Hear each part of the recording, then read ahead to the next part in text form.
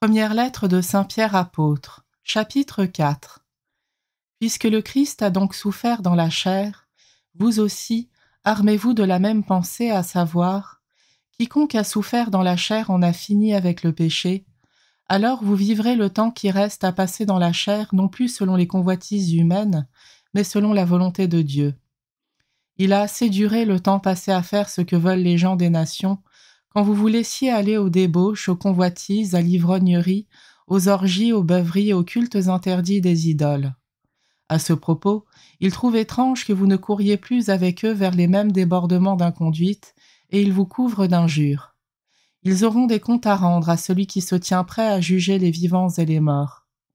C'est pour cela que l'Évangile a été annoncé aussi aux morts, afin que, jugés selon les hommes dans la chair, ils vivent selon Dieu dans l'esprit.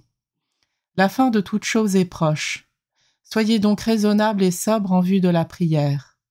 Avant tout, ayez entre vous une charité intense, car la charité couvre une multitude de péchés.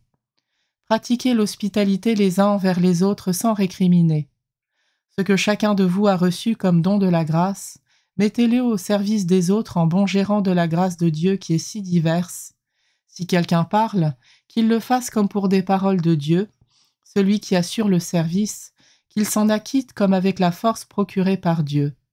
Ainsi en tout, Dieu sera glorifié par Jésus-Christ, à qui appartiennent la gloire et la souveraineté pour les siècles des siècles. Amen.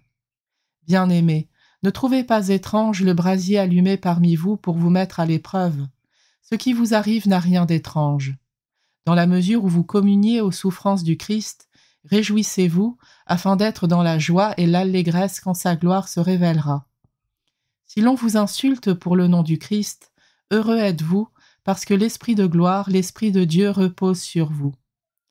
Que personne d'entre vous en effet n'ait à souffrir comme meurtrier, voleur, malfaiteur ou comme agitateur. Mais si c'est comme chrétien, qu'il n'ait pas de honte et qu'il rende gloire à Dieu pour ce nom-là. Car voici le temps du jugement, il commence par la famille de Dieu.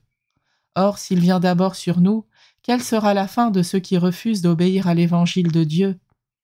Et si le juste est sauvé à grand-peine, l'impie, le pécheur, où va-t-il se montrer?